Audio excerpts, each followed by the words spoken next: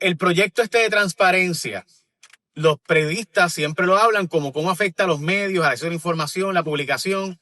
Y yo creo que nosotros vamos a ser los menos afectados. Sí, somos los más que pedimos información, pero siempre la gente y las fuentes confían en nosotros y nos pasan todos los elementos y todas las investigaciones y demás. Mi preocupación principal es la gente de a pie, que puede ser perseguida, la gente, empresas, negocios, aseguradoras, etcétera, que todos piden información. ¿Cómo esto afecta el día a día de la gente? El hecho de que el gobierno de Puerto Rico te diga, no te voy a dar los documentos hoy, no te los voy a dar mañana, te los voy a dar dentro de básicamente 2 meses. ¿Cómo esto afecta el día a día de la gente, de la comunidad, de una persona que está pidiendo ayuda en el Plan 8, una persona que está pidiendo vivienda pública, una persona que está pidiendo los cupones? Te voy a dar dos ejemplos para empezar, uno de comunidad y uno de contratistas, ¿verdad? Pero esto aplica a todo lo que se solicita, ¿verdad? Desde servicios hasta procesos o intenciones de fiscalización. Cógete las escuelas, vamos a hablar de las escuelas. Sabemos que en cuestión de varios años se cerraron sobre 600 escuelas y muchas de estas escuelas básicamente se han convertido en estorbos públicos. Y muchas comunidades han intentado rescatar estas escuelas y rehabilitarlas, ¿verdad? Algunas escuelas se vendieron, ¿verdad? Por menos de $1 o $1 en algunos momentos de ese periodo de cierre de escuelas. Y otras comunidades simplemente rescataron las escuelas para comenzar un proceso luego de hablar con los municipios y de negociar con las agencias para asegurar que esas escuelas se convirtieran en un activo de la comunidad, ya fuera para refugios, para desarrollo económico, para otras intenciones, ¿verdad? Comunitarias, inclusive hasta vivienda. En muchas instancias nos hemos topado a través de nuestra unidad fiscalizadora comunitaria, nos hemos topado con comunidades, líderes comunitarios que llevan años intentando saber qué es lo que está pasando con ese proceso de rescatar la escuela y dársela, ¿verdad?, a la comunidad para que la pueda sostener y la pueda mantener. Los alcaldes aparecen en ocasiones, hemos visto casos en donde aparecen y le prometen villas y castillas a los líderes comunitarios y pasan los años y no se da el proceso y las cartas oficiales de recomendación para que la propiedad pase a manos de la comunidad no se dan y la comunidad quiere saber qué está pasando, pero no quiere calentarse con el alcalde o la alcaldesa. Entonces entramos nosotros en muchas instancias y otras organizaciones a pedirle información porque aun cuando se protege no se atreven a hacerlo ellos muchas veces porque saben que aunque lo que está en papel es proteger, pues esa información se puede liquear, como quien dice. Y de nuevo, nadie se quiere calentar con el alcalde cuando están en negociaciones y el alcalde sigue diciendo y prometiendo que va a entregarle las escuelas, que va a hacer todo lo posible porque esa escuela se convierta en una escuela de la comunidad. De repente llega la información y resulta que el alcalde está buscando quedarse con la escuela para su municipio y para gestiones del gobierno como tal, no para pasársela a la comunidad, o que está en transacciones con una empresa que se va a quedar con esa escuela, con esa propiedad, mientras le está vendiendo sueños a la comunidad. Sin acceder a esta información, no hay manera de poder, ¿verdad?, rendir cuentas y asegurar que el gobierno haga lo que prometió que iba a hacer. Pero también es bien importante que en ese proceso no se divulgue esa información para no calentarse con el alcalde, ¿verdad?, que muy fácilmente se puede molestar, sobre todo si está escondiendo otras intenciones y otras comunicaciones que se están dando en el proceso. Eso es un ejemplo puntual de por qué es importante no solo que la información se pueda adquirir de una manera rápida y ágil, sino también de proteger la privacidad de las personas y las comunidades que están buscando poder entender qué está pasando para participar de una manera más efectiva. En el caso de los contratistas, tenemos, por ejemplo, un caso relativamente reciente de una empresa que pasó por un proceso competitivo de solicitud de propuestas. Esta empresa solicita, ¿verdad?, presenta su propuesta, gana la propuesta, se da una adjudicación, gana la propuesta y empresa B, que pierde la propuesta, se molesta, decide impugnar, decide apelar esa decisión y en el proceso de impugnación, de repente la agencia cambia de opinión y empieza a negociar un contrato con la empresa B, o sea, la empresa que había perdido en el proceso de licitación.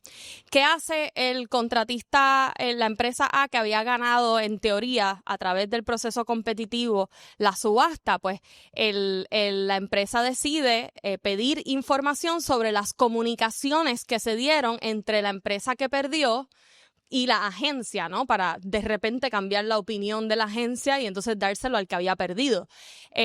Gracias a esas comunicaciones es que ellos pueden evidenciar que hubo una manipulación de los procesos competitivos y mala fe por parte de la agencia, ¿verdad? Y entonces pudieron pasar a un litigio sobre posible mala fe en estos procesos de licitación. ¿Qué pasa? Si en estos momentos, si se da esta medida, si esta medida se convierte en ley, si el PS63 se convierte en ley, la empresa no podría adquirir esta información, no la podría adquirir porque ahora tenemos una nueva definición que se hizo también como parte de las enmiendas en el piso que impuso el Senado hace varias semanas. Pues ahora hay una nueva definición de lo que es información pública que básicamente dicta que la información tiene que estar en un documento, recogida en un documento. O sea que si yo pido comunicaciones, ¿verdad?, entre la agencia y el contratista, pues no me voy a poder enterar porque me la van a denegar porque la información no está recogida en un documento. Está recogida en muchos documentos y muchos tipos de información. Y estos son el tipo de trabas que continúan impulsando en esta medida, que van más allá del plazo, que obviamente es un tema que nos preocupa, pero que también ¿verdad?, crean un andamiaje muy difícil en donde realmente sería casi imposible poder fiscalizar lo que está ocurriendo y defender nuestros derechos. Isel, una pregunta. Cuando ustedes hablan con los legisladores, que sé que han tenido espacio muchos de ustedes de hablar con legisladores, de hablar con el proceso, con Che Pérez, por ejemplo, etcétera, y ustedes le dicen esto, ¿cuál es la respuesta? Pues es que para mí es tan evidente que la ley de transparencia lo que busca es sembrarle sombra a un proceso y hacerlo no transparente. Entonces, ¿qué pasa? También voy a decir esto, ¿verdad? Y lo digo, y si quieres, no tienes que unirte tú.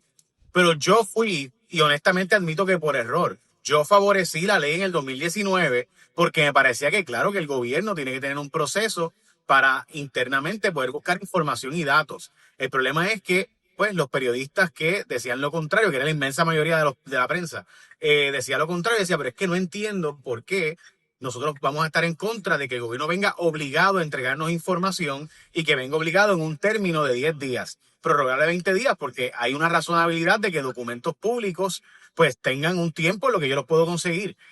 Así que, de nuevo, obviamente en la práctica se convirtió en todo lo contrario a lo que decía, porque aunque la intención era alegadamente ser transparente y la supuesta redacción era para garantizar que los documentos iban a ser públicos, en la práctica se convirtió en una obstrucción a la publicación de la información. Y eso era lo que la prensa le temía, realmente, que esto se convirtiera en un proceso burocrático sin fin, en donde ahora, porque hay unos tiempos estipulados, el gobierno siempre se tarda esos tiempos o más, que es lo que hemos visto con los datos, y voy por ahí con eso, o que entonces declarara confidencial cosas que no necesariamente en el marco constitucional se mantienen confidencial o deberían considerarse confidencial, entre otras dinámicas y trabas que sí trajo la ley de transparencia, porque nosotros desde Sembrando siempre le llamamos la coja ley de transparencia, porque la realidad es que sí estábamos a favor de un proceso, pero estábamos a favor de un proceso con muchas más garras y con unas disposiciones mucho más claras de lo que es público y lo que no es confidencial, ¿verdad? Que no fue lo que sucedió y por eso desde el 2019 estamos en el tercio más bajo a nivel global de derecho a la información pública, ¿no? Precisamente porque ya habían unas debilidades.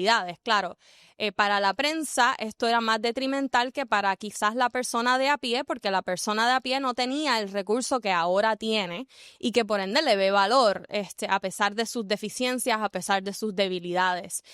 Sin embargo, estas enmiendas básicamente estarían cancelando todos esos valores añadidos que pudo traer la ley 141, la ley de transparencia en la práctica, porque definitivamente se haría conseguir información sería muy, muy, muy difícil para el comerciante, para el contratista, para la comunidad, para la prensa, para las organizaciones que fiscalizan o que simplemente están tratando de investigar diferentes temas de salud pública, de violencia animal, entre otras cosas, ¿no? Porque no todo se trata de fiscalizar, pero definitivamente obstaculizaría drásticamente el acceso a la información, no importa el grupo en el que estemos hablando, y lo dicen los índices globales y lo dicen los estudios y los datos que hemos demostrado, datos que hasta la fecha no se han podido contradecir ni siquiera debatir por parte del gobierno. O sea, el gobierno todavía no ha entregado información sobre ningún tipo de datos respecto a las solicitudes de información. Entonces argumentamos que esto es una carga para el gobierno, pero a la vez decimos que no existen recursos de oficiales de información a tiempo completo porque no es para tanto. Entonces, ¿en qué quedamos? Por otro lado, los oficiales de información, aun si estuvieran a tiempo completo, no nos costarían ni 5% de los que nos cuesta la tecnología. Pero en la tecnología no estamos viendo los resultados que se supone que estemos viendo, a pesar de que hemos triplicado el gasto en apenas 8 años o menos. O sea que hay muchas contradicciones, y los datos que se tienen, lo único que hacen es evidenciar que esta medida nos echa para atrás, no nos echa para adelante, no nos mejora ni fortalece el marco de acceso a la información en ningún sentido. Y sí, y hemos tenido estas conversaciones con algunos legisladores, pero siempre reconociendo, Jay, que esto ha sido un proceso bien atropellado. Desde enero se está buscando poder sentarse y dialogar con los diferentes, con el Senado, con la Cámara, ¿verdad? Con los diferentes cuerpos.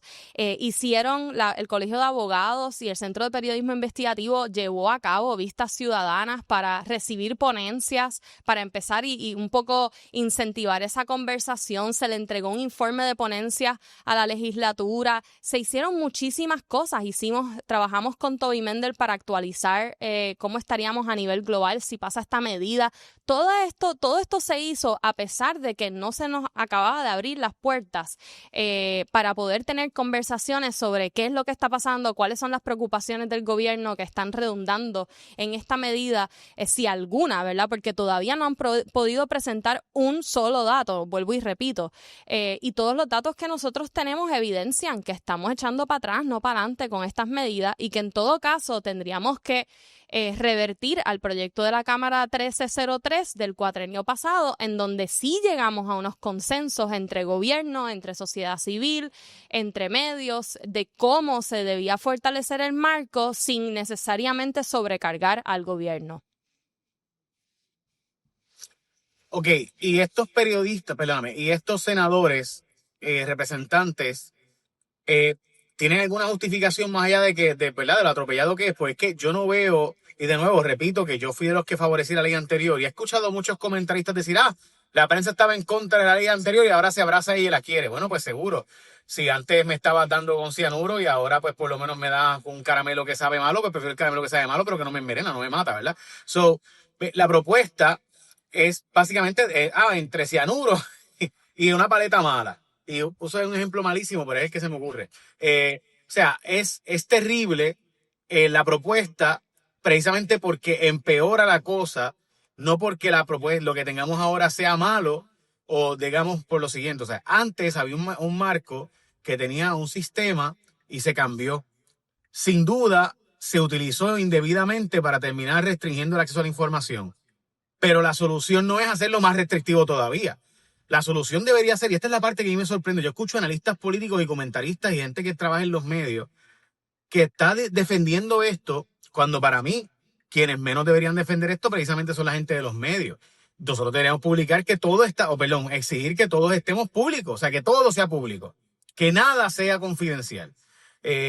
Pero pues, o sea, ¿verdad? Hay secretos de Estado, qué sé yo, que uno puede plantear, o secretos de negocio que no son públicos, pero esas excepciones siempre han estado, ¿verdad? Porque no vamos a pedirle al ejército que publique dónde están ubicadas las bombas nucleares, que por si acaso son públicas, la inmensa mayoría. Pero o sea, es obvio, o sea, es como que, really, o sea, gente de los medios planteando en contra de esto makes no sense. Y lo digo genuinamente, o sea, si yo fuera agente de los medios, estaría, o sea, los otros compañeros que he escuchado defenderlo, yo me quedo como que, bueno, pues en todo caso, plantea que todo debe ser público. ¿Eso no se plantea allí en la legislatura cuando ustedes dialogan? Bueno, durante la vista pública que se llevó a cabo de manera atropellada también, porque no debemos pensar que una vista pública organizada a un día de su gestión, ¿verdad? Es algo que no es atropellado, aunque el representante Che Pérez, ¿verdad?, la haya llevado con la mejor intención. La realidad es que ahí se escogieron unos grupos pequeños y se les dio un día laborable para presentar sus ponencias. De hecho, Sembrando Sentido por primera vez fue excluido de ese proceso desde nuestra existencia. Nunca habíamos sido excluidos de una conversación sobre transparencia y mucho menos en la legislatura. Y en esa vista pública, el presidente de la Cámara habló precisamente de eso, ¿no? De la división que hay en las posturas sobre la actual ley de transparencia y sobre lo que debe ocurrir con esta medida y con la ley. Yo puedo decir que donde hay consenso, no importa qué, es en el hecho de que este proyecto no nos va a ayudar en nada y solo va a dificultar el acceso para todos, sin discriminación. Eso es lo primero, ¿verdad? Que todos los grupos se van a afectar con estas medidas. Una de las razones por las que hay tanta división sobre la ley de transparencia es que, nuevamente, la prensa, antes de que existiera ese proceso, la prensa ya tenía su propio proceso para llegar a la información, ¿verdad? Y tenían miedo, preocupaciones, ¿verdad?, sobre lo que burocracia añadida podría resultar en su trabajo diario, ¿verdad? Podría atrasar la información que ellos recibían diariamente y que necesitaban con urgencia para poder llevar a cabo sus trabajos, ¿no? Periodísticos y demás. Y la realidad es que sí les ha afectado de cierta manera a la prensa porque cada vez es más difícil, hay que esperar muchas veces esos 10 o 20 días para recibir algo que se anunció que ya existía en una conferencia de prensa. O sea, sabemos los casos que empiezan y no terminan. Pero para la gente de a pie se creó un sistema que no existía, un andamiaje que no existía para una población que no necesariamente podía tirarse una demanda, ¿verdad? De un mandamos para poder acceder a una información, que sabían que eso iba a ser muy costoso, muy cuesta arriba, necesitaba abogados. Ya reconocíamos que ese sector se benefició de la ley de transparencia y por ende pues tiene una opinión diferente sobre si esta ley es buena o no es tan buena. Y es una opinión diferente muchas veces de la prensa, y dentro de la prensa hay grupos que ahora aceptan la ley y ya se acostumbraron hasta el nuevo proceso, les guste o no, y hay grupos que siguen luchando contra la ley y siguen entendiendo que lo mejor era antes de que existiera la ley, etcétera. O sea, hay división sobre a dónde ir con esta ley, pero no hay división sobre lo detrimental que es este proyecto del Senado 63 y el hecho de que este proyecto no solo no ayuda en nada, sino que empeora drásticamente el acceso para todos. Sí, o sea, de nuevo, pues como tú dices, de hecho, recientemente hablamos con una legisladora de una historia que sale pronto en Cuarto Poder, bien pronto, y una legisladora nos decía que básicamente le dijeron como legisladora que probablemente conseguía más información a través del proceso de la ley de transparencia que a través de la legislatura municipal como sus facultades legislativas. Yo, wow, o sea, la legisladora tiene menos poder en la legislatura municipal que a través de la ley de transparencia. Esto es increíble. Pero, como hay una ley, ¿verdad?, que exige ese asunto, lo cual para los que no saben, ¿verdad?, cuando tú hablaste ahorita de buena fe y mala fe, con una agencia, cuando tú vas a contratar en el gobierno o tú vas a contratar, punto, tú tienes que actuar de buena fe. Si tú no actúas de buena fe, pues automáticamente se puede plantear un dolo, se puede plantear que tú estás en rompimiento de contrato, que hay un fraude incluso. Todo depende, hay hasta delitos. Se presume la buena fe cuando tú estás haciendo un contrato. Y si no hay buena fe, hay espacio para demandar en incumplimiento de contrato o en interferencia torticera de contrato, de las relaciones contractuales, etcétera. En gran medida, uno esperaría que esta ley que tenemos hoy día, que tiene sus defectos y sus virtudes, pues tenga al menos el espacio para pedir información y que yo pueda tener acceso a información. Si ahora me lo vas a cerrar, so color de usar una ley que lo que hace es que aumenta la probabilidad de persecución de las comunidades y aumenta la probabilidad de que me denieguen la información por alegar que es confidencial o por alegar cualquier privilegio del gobierno, pues entonces realmente es una ley que queremos. Y por eso la respuesta de todos los grupos es que no es la solución, todo lo contrario, que solo genera más problemáticas. Jay, un ejemplo, porque hablamos de la privacidad del solicitante, ¿verdad? Que se estaría eliminando esa disposición que actualmente existe en la ley, pero tú ves un contratista que quiere retar una licitación copiando al jefe de la agencia. ¿Tú crees que un contratista que quiera información sobre un proceso de licitación que perdió o en el mismo caso en donde se ganó y de repente hay un cambio de decisión por una impugnación, ¿tú piensas que copiar al jefe de agencia le va a ayudar al contratista en algo? Lo que hace es generar más tensión y más resistencia, ¿verdad? Por eso la privacidad es tan importante en estos temas y a mí me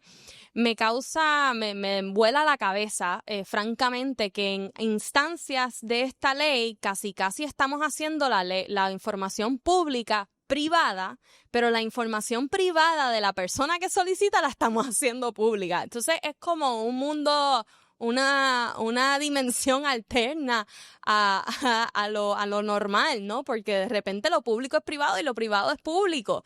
Y eso no tiene ninguna razón de ser, no tiene pies ni cabeza y obviamente intimida a cualquiera de hacer o llevar a cabo una solicitud de información por las represalias que, de nuevo, diferentes grupos, no solo la comunidad, hasta los propios contratistas y licitadores van a sufrir si esa información del solicitante se hace pública si yo tengo que estar copiando al jefe de una agencia cada vez que pida información sobre un proceso de licitación que entiendo que no se llevó a cabo correctamente.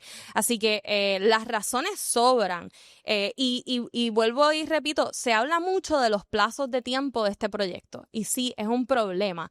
Y sí, a veces hay solicitudes voluminosas. Nosotros, me consta que el Centro de Periodismo Investigativo y otras organizaciones a veces pedimos mucha información porque estamos haciendo trabajos completos, rigurosos de investigación sobre el manejo de los recursos, entre otras razones y otras causas.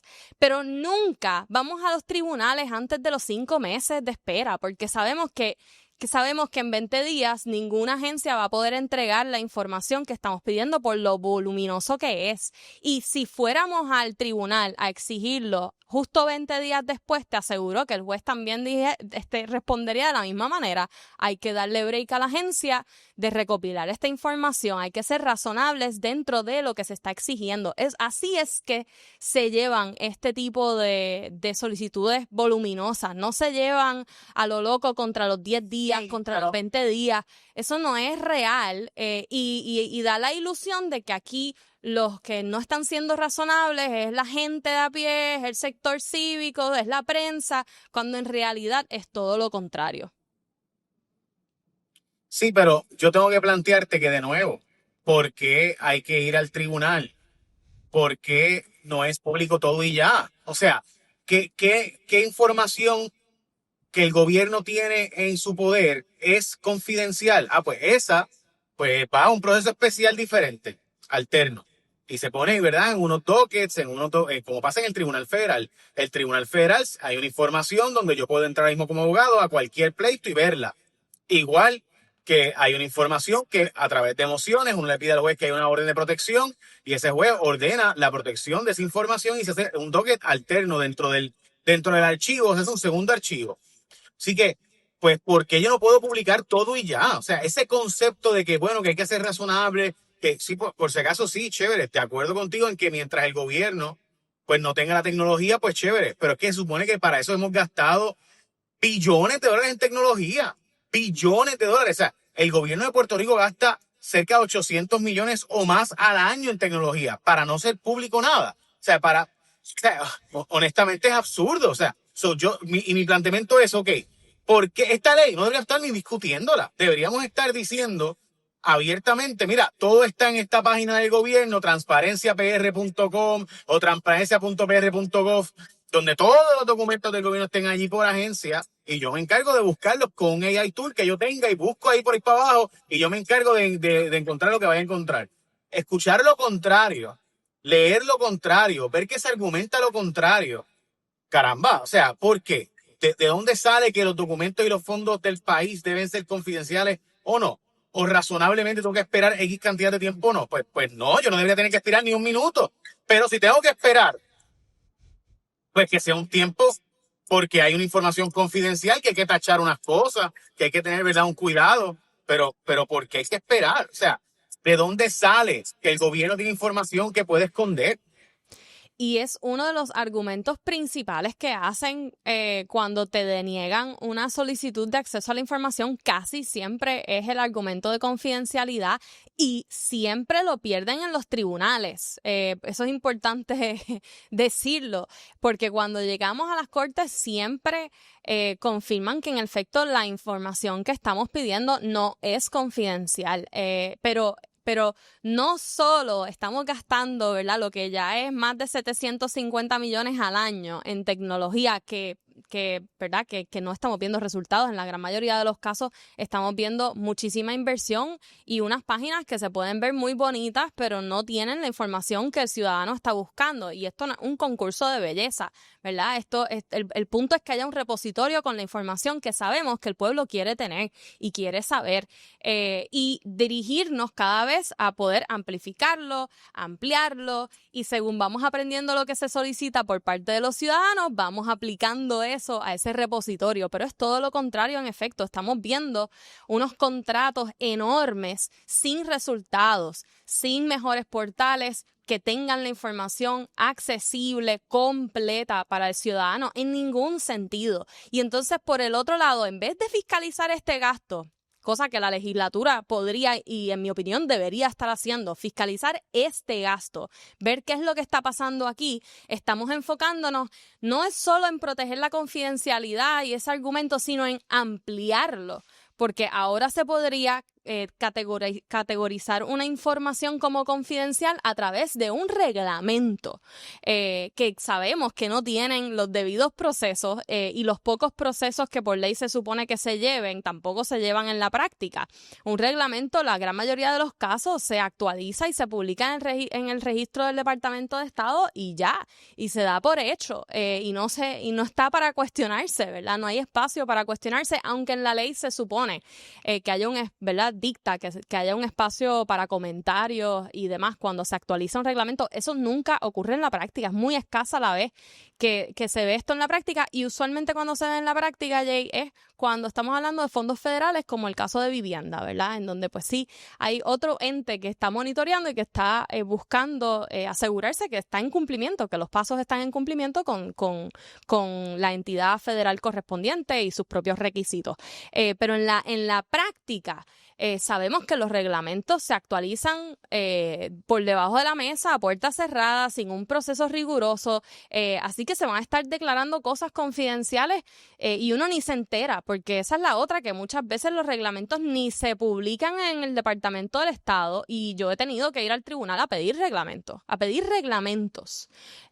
Así que la realidad es que no tiene pie ni cabeza, en efecto.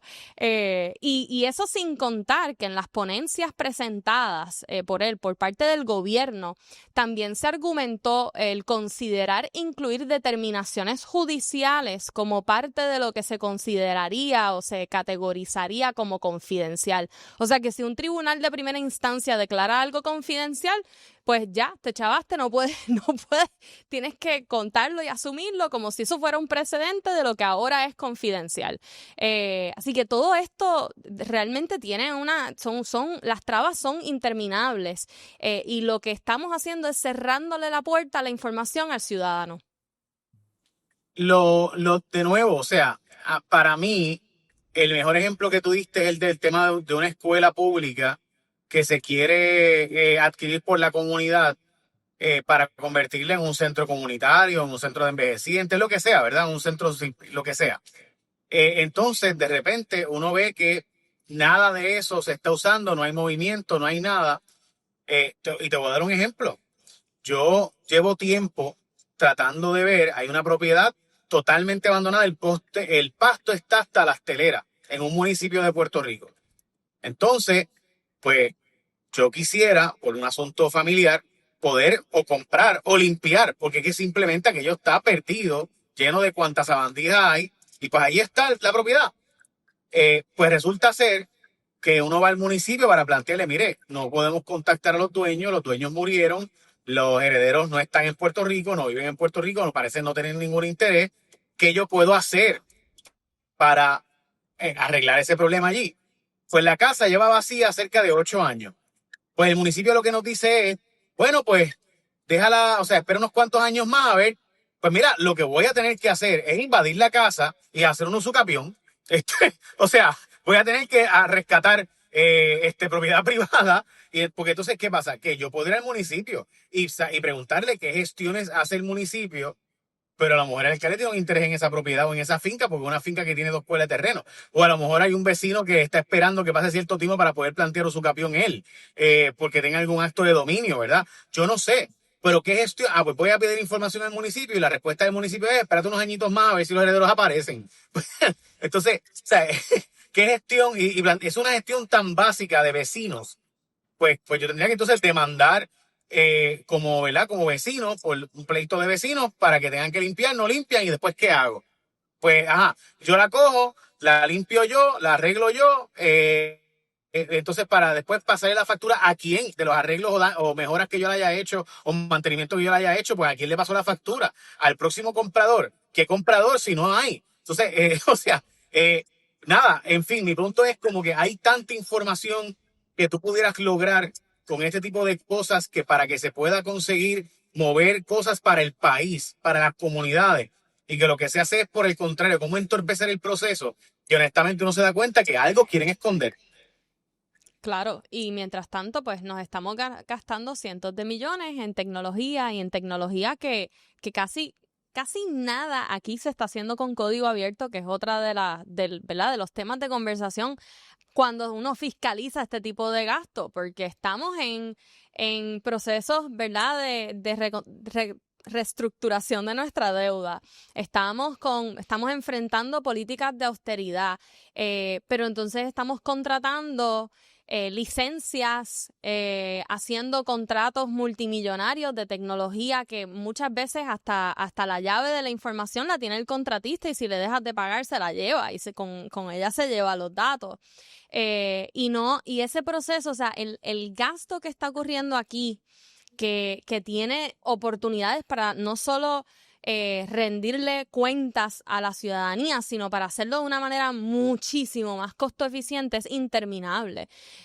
Aquí las soluciones de código abierto ni se discuten. Cuando se habla de esto, rápido se menciona la seguridad y que si por temas de seguridad vamos a escoger una licencia o vamos a contratar a esta compañía, al final de cuentas, o sea, ya el código abierto, ese problema de seguridad es una farsa, es un mito, y en la realidad el código abierto te ahorra millones y millones y millones y millones de dólares y en los pocos espacios en donde se ha dado y lo hemos visto ha sido bien costo eficiente para el gobierno de Puerto Rico, y inclusive nosotros, si nosotros tuviéramos que gastar en licencias, jamás hubiésemos podido construir contratos en ley y contratos en ley aumenta la transparencia en contratación a más de 500% comparativo con el registro de contratos. O sea, la tecnología costo eficiente es posible.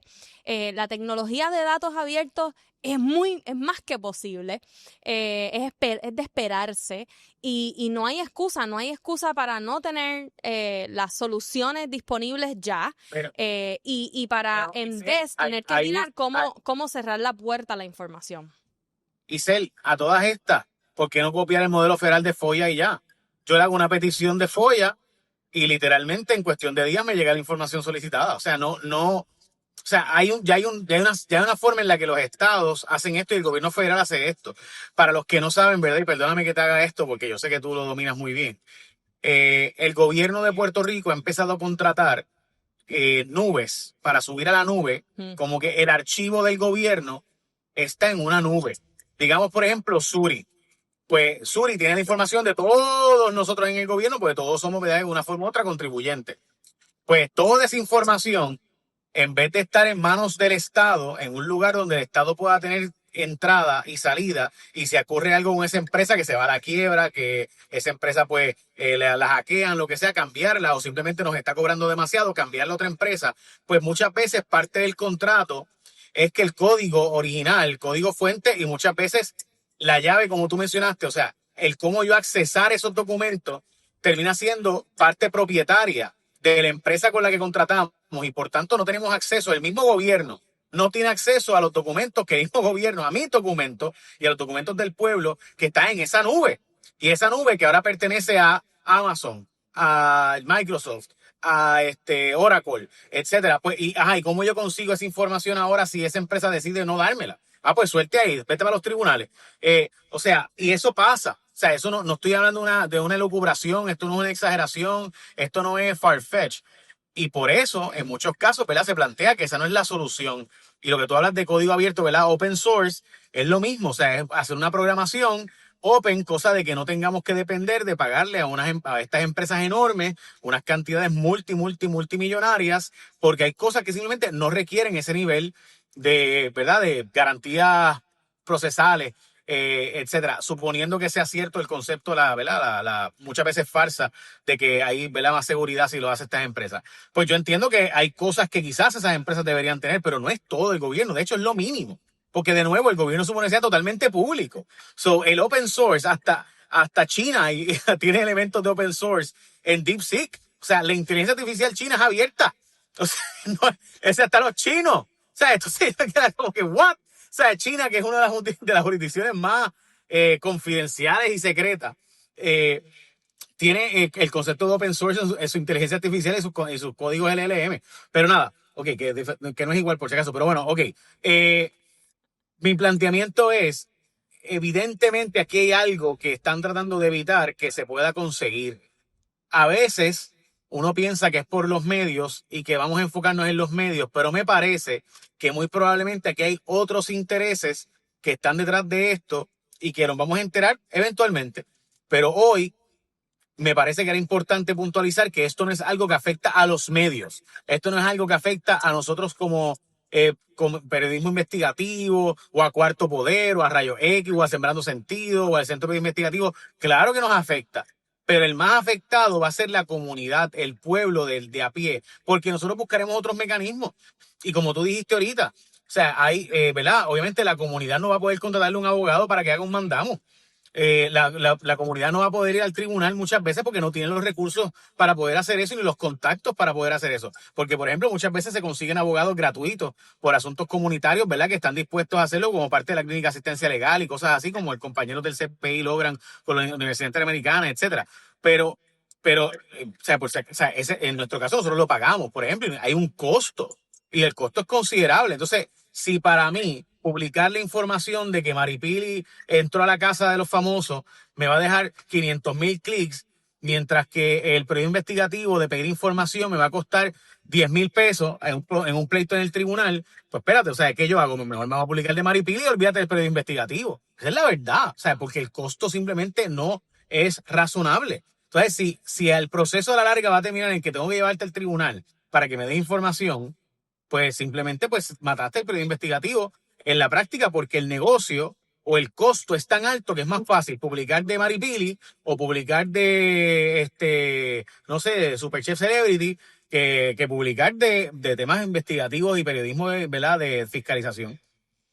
Y no solo es costoso, y yo quisiera añadir que a veces, ¿verdad?, la clínica de asistencia legal, el proyecto de acceso a la información de la Interamericana y de grupos como el Resiliency Law Center, que han llevado casos de acceso a la información, ¿verdad?, porque la clínica nos acompaña casi todos, pero siempre hay otros grupos que acompañan a las comunidades. Aún así, no daríamos abasto, primero. Segundo, hay un costo incurrido desde la comunidad, desde el tiempo de las organizaciones, por ejemplo, que a veces tenemos que estar quemándonos las pestañas en un día para leer miles de documentos para poder decirle o explicarle o justificarle al juez por qué no se ha completado una solicitud de información. O sea, hay otros gastos que también, ¿verdad?, elevan. No, además del gasto del tribunal. del Claro. costo del tribunal. O sea, tienes un juez, una taquígrafa, o sea, todo ese andamiaje del tribunal, el aire acondicionado, la luz, el agua, todo eso, Del esos gobierno. empleados, los abogados del Los Estado paga que el cobran. pueblo. Y no solo eso, Jay, hay un costo de intimidación aquí que no podemos ignorar tampoco. Yo no sé, yo me imagino que tú estás curado de espanto, pero cuando nosotros empezamos en Sembrando Sentido, obviamente nos intimidaba el acercarnos o el explorar la vía de los tribunales. No era lo que queríamos hacer de partida, especialmente como una organización que busca mejorar la gobernanza. Pues el último recurso que vamos a querer ver es el de los tribunales, y somos nosotros, una organización sin fines de lucro que trabaja en estos temas, y queremos evitarlo lo más posible, porque eso también crea mayores tensiones luego cuando queramos sentarnos en la mesa y hablar de soluciones y de transformaciones que se pueden dar en base a lo que uno tiene que presentar o lo que uno ha estado mirando, ¿verdad? En los propios datos. En la comunidad, este tipo de proceso es bien intimidante. Al final, aunque fuera gratis, lo va a hacer tanto más intimidante que vamos a tener, que es un disuasivo adicional de recurrir a los tribunales. Así que ese elemento también se tiene que ver y reconocer por lo que es. Y por eso la importancia del oficial de información, de la protección de la identidad, de la tecnología como uno de los vehículos que hay que mejorar para compartir la información clave de los procesos, de los servicios. ¿Cómo es posible que si yo quiero saber el estatus de la reparación de mi hogar post María, yo tengo que esperar 20 días para que me conteste vivienda? O sea, estas cosas no deberían seguir pasando. Y Pero, frustra a Isel, cualquiera. por si acaso, no, o sea, tú mencionas, ¿verdad? Curado de espanto un poco, no te niego, pero hay algo que es muy cierto, y es que yo, como abogado, ¿verdad? Licenciado 18911, para los que se pregunten, eh, yo le recomiendo a la gente evitar el tribunal siempre. O sea, yo no creo yo no creo en ir al tribunal. Para mí el tribunal es el last resource, porque no hay remedio, alternativa. O sea, yo por mí, y no lo digo en contra de los tribunales ni a favor, el proceso de los tribunales es un proceso que el sistema no está hecho para la justicia, está hecho para lo procesal. Y lo procesal es un problema porque muchas veces se escudan en el proceso para precisamente evitar entrar en lo sustantivo. O sea, de aquí a lo que venimos a entrar en el detalle de verdad de lo que pasa, ya pasa un año. Porque Ujú. en el año estuvimos hablando de lo procesal. Ah, tú fuiste tú fuiste a la agencia. Sí. Le escribiste esto. Sí. Pruébeme que usted le envió el documento a la persona correcta. Sí. Y después de que tú terminas de hacer todo eso, entonces, ¿qué te dicen? Ok, vamos a entrar ahora al documento oficial, si te lo podemos dar o no, si es confidencial. O sea, imagínate.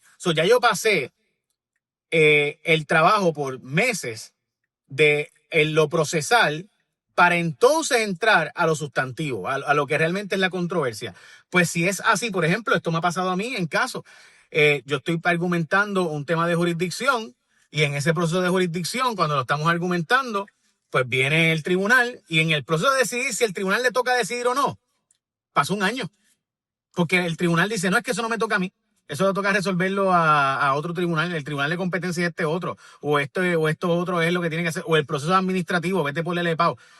Y estuvimos un año en lo procesal. O sea, entonces, por eso yo no pido, yo nunca recomiendo los tribunales. O sea, a mí, eso de que vea el tribunal y resuelve, como escuché los otros días a un amigo de los medios. Chicos, pues vayan a los medios, vayan al tribunal y yo, gente, dude, en serio. O sea, tú que eres, porque eres abogado, en serio. O sea, tú me estás diciendo a mí que la solución es ir al tribunal. Tú que eres abogado y que toda tu vida has dicho que los tribunales no pueden resolver los problemas y controversias de todos los problemas que el país tiene, porque simplemente no es real. Pues caramba. De hecho, la razón por la cual casi todos los casos se van por declaraciones de culpabilidad o por transacciones es porque los tribunales mismos reconocen que no pueden con la carga que tienen encima. Y tú me estás diciendo que la solución para mí es ir al tribunal.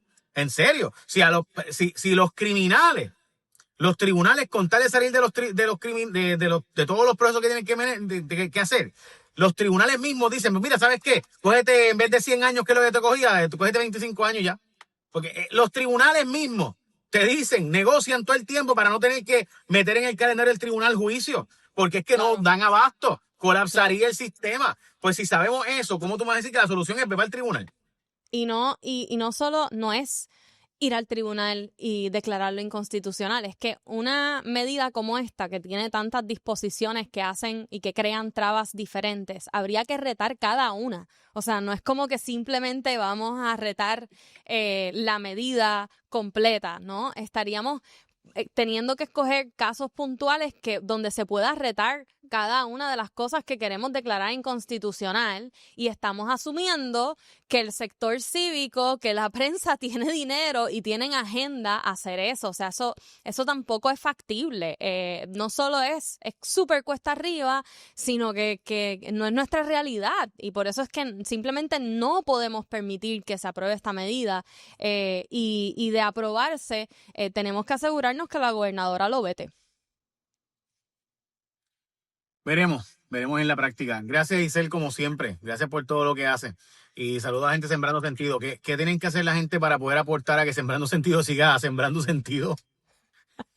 Entrar a nuestra página, pueden hacer una donación, pueden compartir el trabajo que hacemos, pueden aplicar lo que estamos pidiendo que hagan, ¿verdad? En nuestras páginas está el call to action, el paso por paso de cómo pueden expresarse en contra de esta medida, además de la posibilidad de hacernos una pequeña donación para ayudarnos a continuar este tipo de trabajo, que claramente no está en la agenda de lo típico que nosotros hacemos, ¿verdad? Que tenemos nuestros proyectos ya seleccionados al año, pero que sabemos que no nos podemos quitar en esta lucha, porque lo que está en riesgo no es aceptable y no va a ser manejable para nuestra gente. Gracias, Isel, de nuevo, como siempre. Yes.